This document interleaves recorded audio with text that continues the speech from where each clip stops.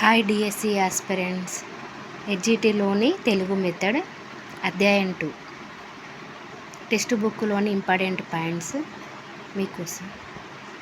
శైశవ దశలో భాష సముపార్జన, భాష అభ్యాసనం. శైశవం మొదలుకొని జీవితాంతం వరకు వ్యక్తిలో ఆత్మవిశ్వాసాన్ని కలిగించి సమర్థునిగా చేసే శక్తియే భాష. అర్థవంతమైన ధ్వనుల సముదాయమే భాష. ప్రమాద సంకేతాలుగా జంతువులు చేసే శబ్దాలు. ఫస్ట్, జింక తోక ఎత్తినట్లు కనిపిస్తే ప్రమాద సంకేతంగా గ్రహిస్తాయి. శత్రువులు ఎగురుతున్నప్పుడు సిఏఎట్ అని ధ్వని చేస్తూ హెచ్చరిస్తాయి అని తార్పు పరిశీలనలో తేలింది. గబ్బిలాలు ఆహారం కనబడినప్పుడు కిచకిచ వంటి ధ్వనులు చేస్తాయని రోయిడర్ చెప్పాడు. జత కూడడం కోసం జంతువులు చేసే ధ్వనులను క్లౌడ్స్లే థాప్సన్ గుర్తించాడు. జంతువులకు మానవ భాష శిక్షణ. మానవులోని దగ్గరి పోలికలు గల చింపాంజీలను ఎంపిక చేసుకున్నారు. గార్డెనైన్ అతని అనుమాయులు. అమెరికా దేశంలో అంధులకు నేర్పే సాంకేతిక భాష అమెల్సన్. ఈ అమెల్సన్ను ఊషు అనే చింపాంజీకి నేర్పించారు. ఊషు సంకేతాలను స్పర్శించి అర్థం చేసుకుంటుంది. ప్రిమాక్ అనే పరిశోధకుడు సారా అనే చింపాంజీకి భాషను నేర్పించాడు. అది ప్లాస్టిక్ ఆకృతితో ఉపయోగించి తమ భావాలను వ్యక్తం చేసింది. భాషా వ్యాకరణాలను వినియోగించగల సామర్థ్యం చింపాంజీకి ఉందని సారా నిరూపించింది. Francis Patterson. ఇతను కోకో అనే 1 సంవత్సరం ఉన్న చింపాంజీకి అమెల్సన్ను నేర్పారు. ఆల్ఫ్రెడ్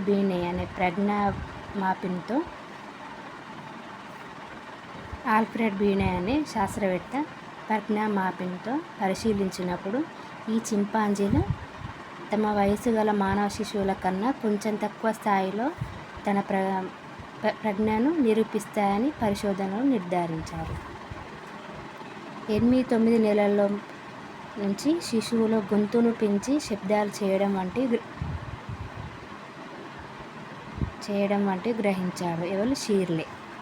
ప్రపంచంలో ఈ స్థాయి శబ్దరీతులు ఒకే విధంగా ఉన్నట్లు ఆయన తన పరిశోధనలో తేల్చాడు. ఎవరు? ఎరిక్ లెర్నర్బర్గ్ అనే శాస్త్రవేత్త సౌండ్ స్పెక్ట్రోగ్రాఫ్ అనే పరికరంతో శిశువులు చేసే ధ్వనులను అనుసరించి చెప్పాడు. దేంతోటి? Sound spectrograph. ఒక సమాజం నందలి సభ్యులు వ్యవహరించుటకు ఉపయోగించు స్వచ్ఛంద వాచిక సంకేతాల వ్యవస్థయే భాష అన్నది స్టర్ట్వర్డ్. ఏమన్నాడు? ఒక సమాజం నందలి సభ్యులు వ్యవహరించుటకు ఉపయోగించు స్వచ్ఛంద వాచిక సంకేతాల వ్యవస్థయే భాష అన్నది స్టర్ట్వర్డ్. ఒక సాంఘిక సముదాయం పరస్పరం సహకరించుకోవడానికి తోడ్పడే స్వచ్ఛంద వాచిక సంకేతాల వ్యవస్థయే భాష అన్నది బ్లాచ్ మరియు ట్రాగర్. భావ వ్యక్తీకరణలకు శైశవ దశలోని పునాదులు ఏర్పడ్డాయి. కొందరు శాస్త్రవేత్తలు 2-4 సంవత్సరాలు లేదా 2-6 సంవత్సరాల కాలాన్ని పూర్వ బాల్య దశ లేదా పూర్వ పాఠశాల దశగా పరిగణిస్తారు.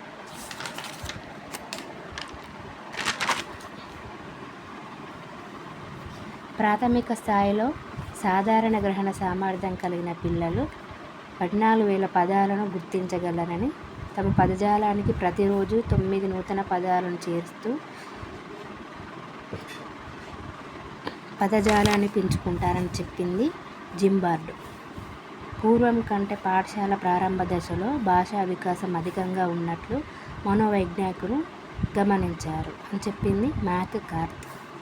దీనికి కారణం తల్లిదండ్రులు పిల్లలతో సమయం వేచించడం వలన జరుగుతుంది. ఈ ఏజ్ని ఏమంటారు?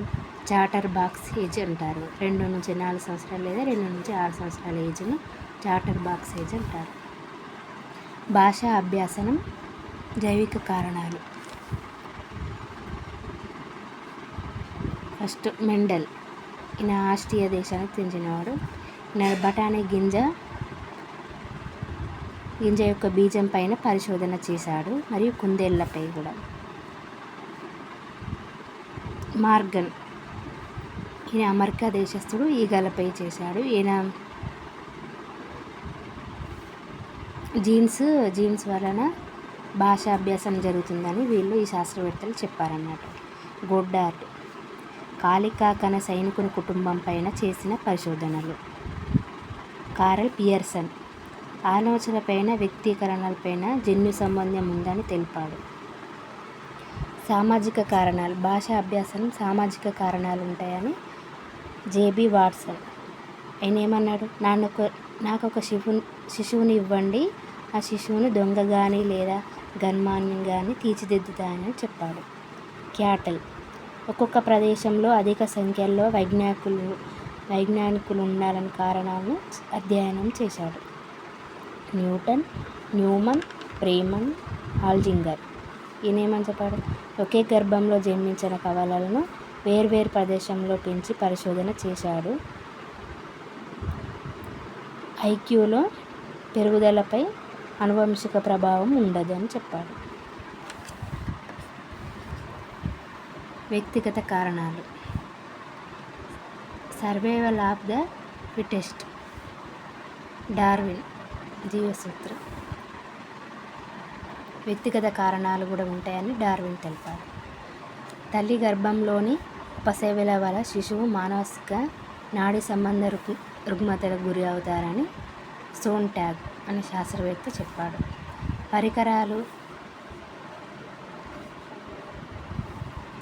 పరికరాలు లేదా సిజేరియన్ పుట్టిన పిల్లలు మానసిక న్యూన్యత, మానసిక అపసవ్యత, భాషా విద్యా సాధనలో బలహీనతలు ఏర్పడ్డాయి.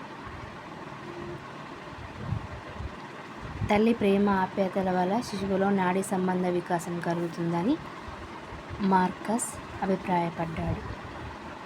IDTA 1992 individual with disabilities education ప్రత్యేక ఇదేమన్నదంటే